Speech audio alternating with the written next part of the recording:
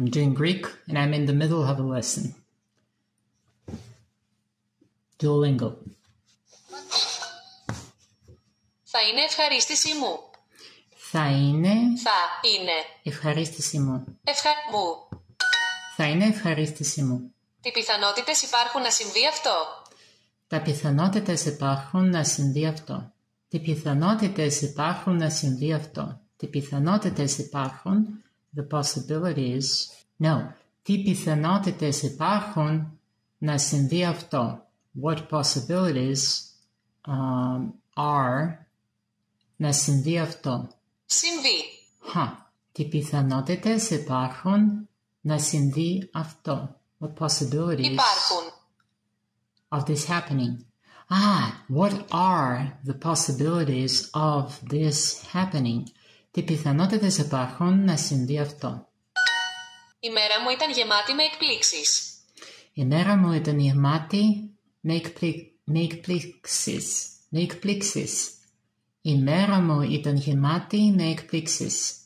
Η μέρα μου, my day, ήταν γεμάτη με εκπλήξεις. Was full of εκπλήξεις. Surprises? Εκπλήξεις. Yeah. Έχεις καθόλου μνήμες από τη μικρή σου ηλικία? Έχεις καθόλου... What? Έχεις καθόλου μνήμες? Μνήμες. Έχεις καθόλου μνήμες από τη μικρή σου ηλικία? Έχεις καθόλου μνήμες από τη μικρή σου ηλικία? Έχεις καθόλου μνήμες? Καθόλου.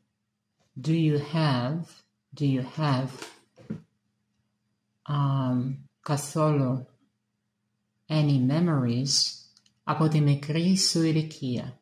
Από τη μικρή. Από. From. Σου. From your youth.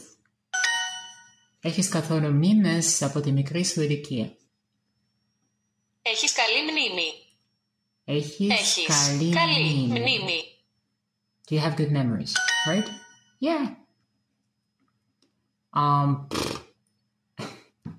Έκπληξη.